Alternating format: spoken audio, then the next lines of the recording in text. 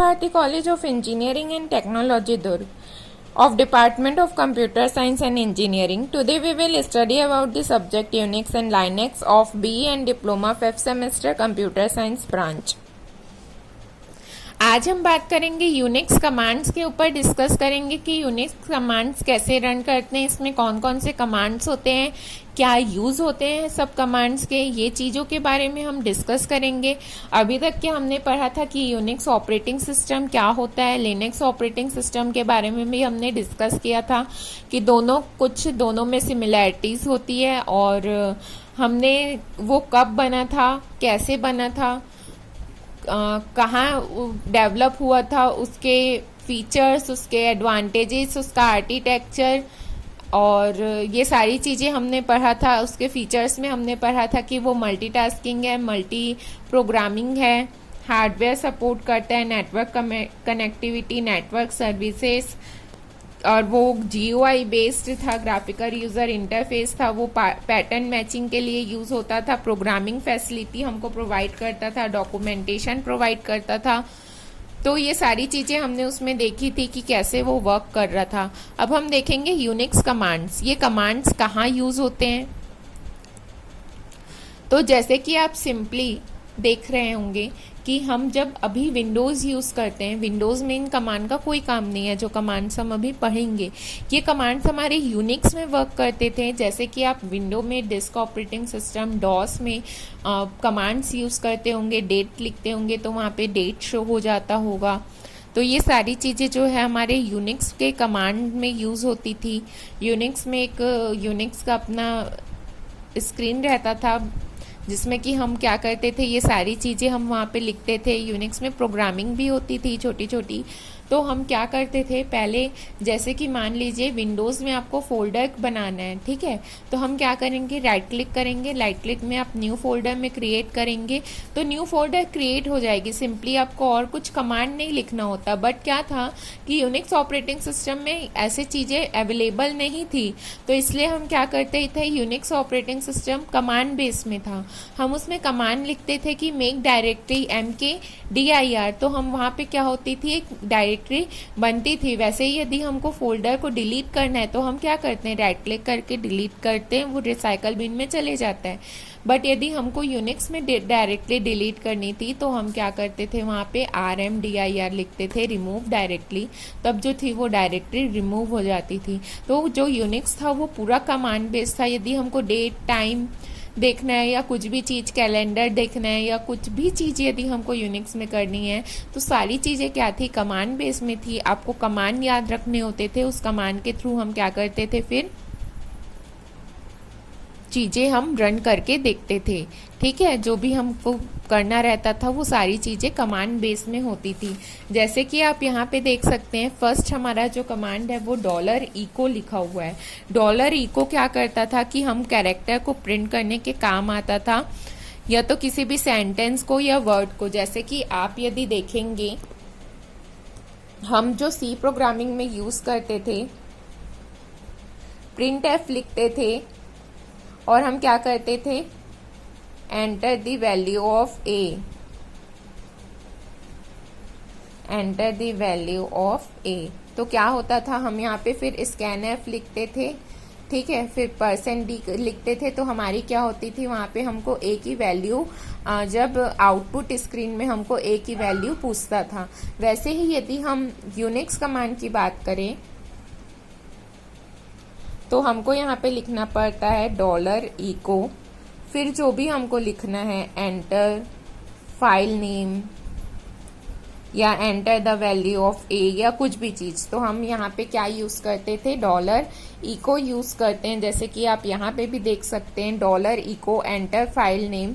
तो क्या होता था, आउटपुट में हमको हमारा फाइल नेम पूछता था और हमको जो भी फाइल नेम डालना है हम वहाँ पे डाल सकते थे। ठीक है, उसके बाद हम कर रहे हैं, यदि हमको मान लीजिए शेल चेंज करना है तो HSH_S यूज़ करते थे। तो ये क्या करता था, It replaces the new shell with the full part name of shell you want to use। माने जो शेल हम यूज करना चाहते हैं उस शेल से जो शेल अभी यूज हो रहा है उसको वो चेंज कर देता था। और यदि हम उसी में _l लिखते थे तो हमारे शेल्स में, हमारे यूनिक्स के ऑपरेटिंग सिस्टम में उस टाइम पे जितने भी नंबर ऑफ सेल अवेलेबल है वो हमको वो चीजें वहां पे शो करता था। देन हम देखते हैं कि log in with name and password. ठीक है, लॉग इन विथ नेम और पासवर्ड में क्या होता है, जैसे कि मान लीजिए आपका जो यूनिक्स है, it provide security provide can be used only by those person who maintain an account with this system. माने मान लीजिए यदि आप कोई सिस्टम में अकाउंट मेंटेन कर रहे हो तो उस चीज के लिए आपको क्या चाहिए, लॉगिन पासवर्ड चाहिए। तो सिस्टम एडमिनिस्ट्रेटर क्या करता था, उनको अथॉरिटी ग्रांट करता था सिस्टम यूजर को कि वो लॉगिन पासवर्ड यूज कर सकते। तो उसके लिए हम एग्जाम्पल क्या लिखते हैं, लॉगिन एंड पासवर्ड। ठीक है, देन हमारा आता है डेट कमांड। डेट कमांड में क्या है कि वो हमारा डेट और टाइम दोनों डिस्प्ले करता है। जैसे कि मान लीजिए हमने क्या लिखा, $डेट लिखा, तो $डेट के साथ लिखने में वो हमारा सिंपली जो आज का डेट है वो शो करता था। बट यदि हमको मंथ भी शो कराना है तो हमको $डेट एंड %m लिखना पड़ता था, तो वो मंथ का भी हमको नाम बताता था कि जुलाई है या अगस्त है, जो भी। देन यदि हमको वहां पे ईयर भी शो करना है तो हम उसके लिए क्या लिखते थे, $date plus $%m and %h। तो इसमें क्या करते थे कि वो हमारा मंथ और ईयर दोनों शो करता था। देन इसका जो फॉर्मेट स्पेसिफायर है, जैसे हम फॉर्मेट स्पेसिफायर की बात करें तो ये फॉर्मेट स्पेसिफायर कुछ इस तरीके से है कि हमारा जो डी है वो डे के लिए यूज होता है, वाई जो है ये लास्ट 2 डिजिट ऑफ ईयर के लिए यूज होता है। ठीक है, देन डी कैपिटल डी है तो वो क्या है, डेट फॉर्मेट के लिए यूज होता था। जैसे कि डेट है, मंथ है एंड ईयर है, तो इस फॉर्मेट के लिए हम कैपिटल डी का यूज करते थे। देन हमारी बात आती है $कैल की। यदि हमको कैलेंडर यूज करना है तो हम उसके लिए $कैल यूज करते हैं, जिससे कि हमारा कैलेंडर शो हो जाता है। देन हम $टीपुट क्लियर यूज करते हैं। इसके थ्रू क्या होता है कि स्क्रीन जो है हमारी वो क्लियर हो जाती है। ठीक है, हमको टीपुट जो है स्क्रीन क्लियर करने के लिए यूज होता है। जैसे हम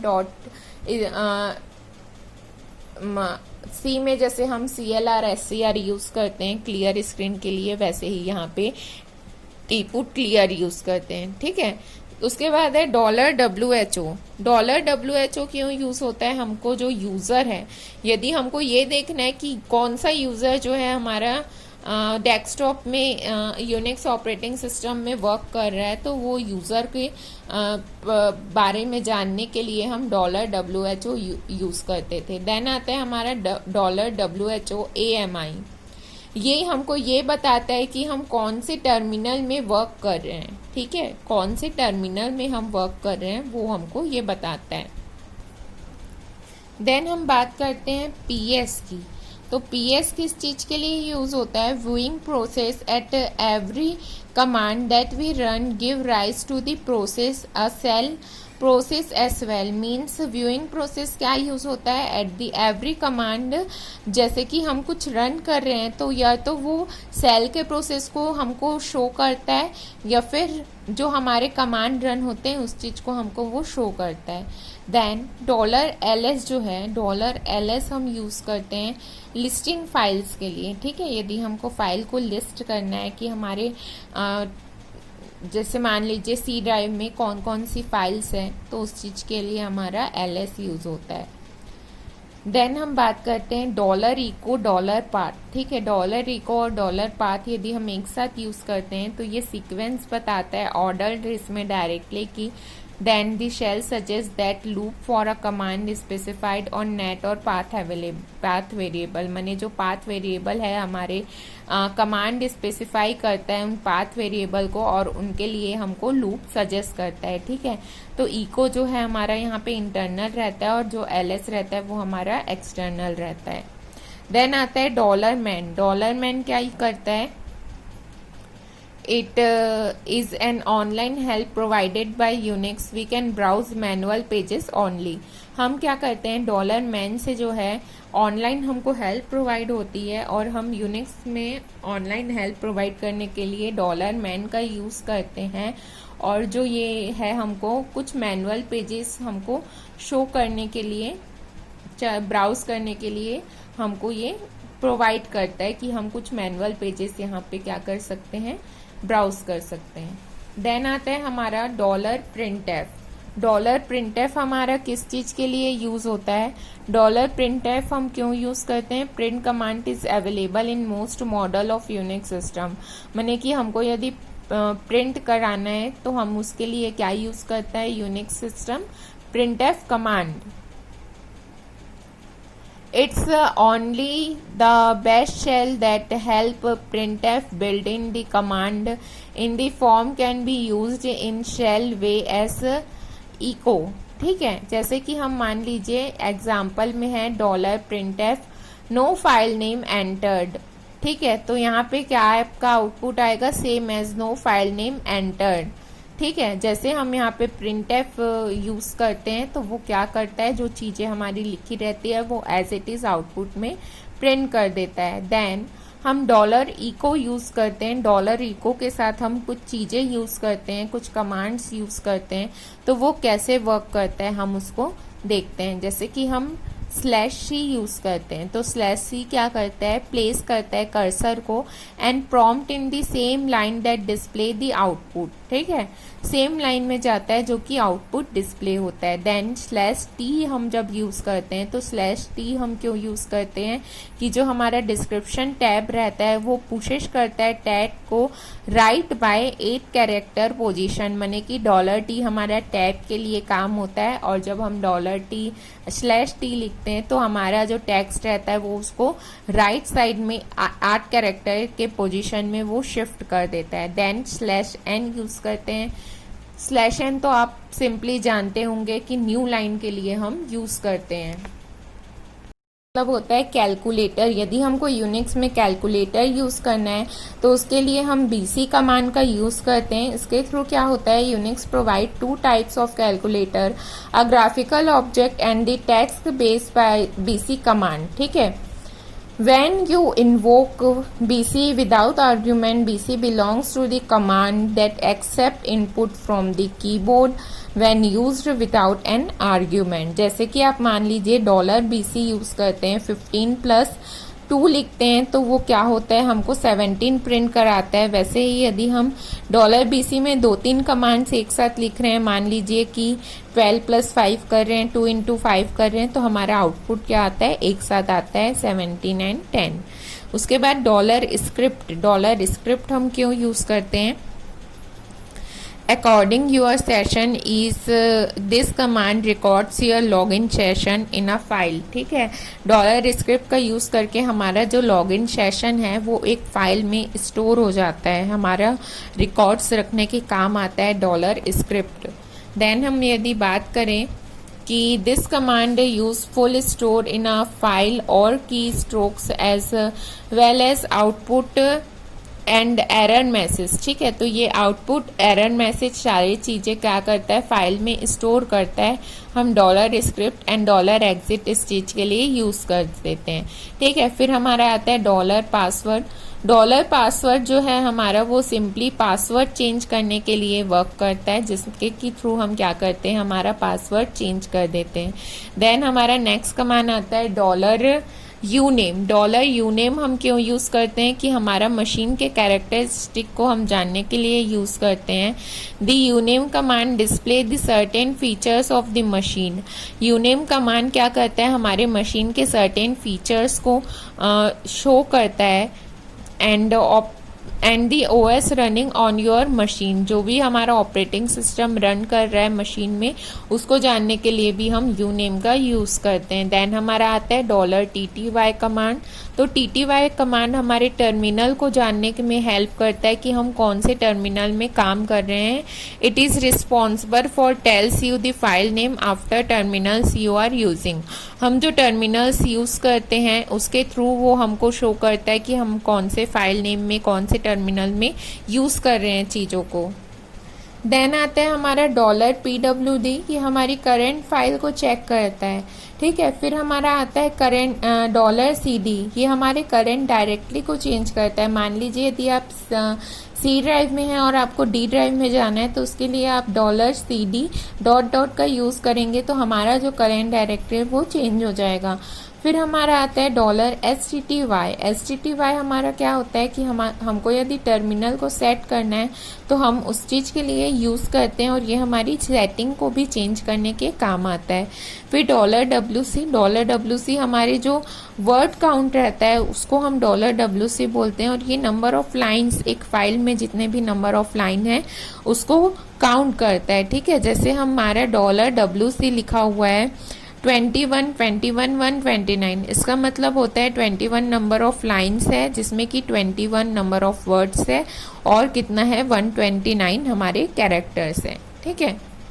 देन आते हैं हमारा $W से, यदि हम _L लिस्ट के साथ यूज़ करते हैं तो ये सिर्फ हमारी नंबर ऑफ लाइंस को काउंट करता है। W के साथ यूज़ करेंगे तो ये वर्ड्स को काउंट करेगा और C के साथ यूज़ करेंगे तो ये सिर्फ कैरेक्टर्स को काउंट करेगा, ठीक है। फिर जैसे कि मैंने बताया था कि हमको यदि डायरेक्टली बनाना है तो उसके लिए हम क्या यूज़ करते हैं, $MKDIR, इससे क्या होती है हमारी डायरेक्टरी बनती है, ठीक है। तो MKDIR से हमारी डायरेक्टली बनती है, जैसे कि हमने दिया $MKDIR टेस्ट तो हमारी एक टेस्ट नाम की फोल्डर बन जाएगी। और यदि हमको सेम करना है, फोल्डर को रिमूव करना है तो हम उसके लिए क्या यूज़ करते हैं, RMDIR, जिसमें कि हमारी क्या होती है, फोल्डर जो है वो रिमूव हो जाती, डायरेक्टली हमारी रिमूव हो जाती है, उसके साथ हम जिसका भी नाम डालते हैं।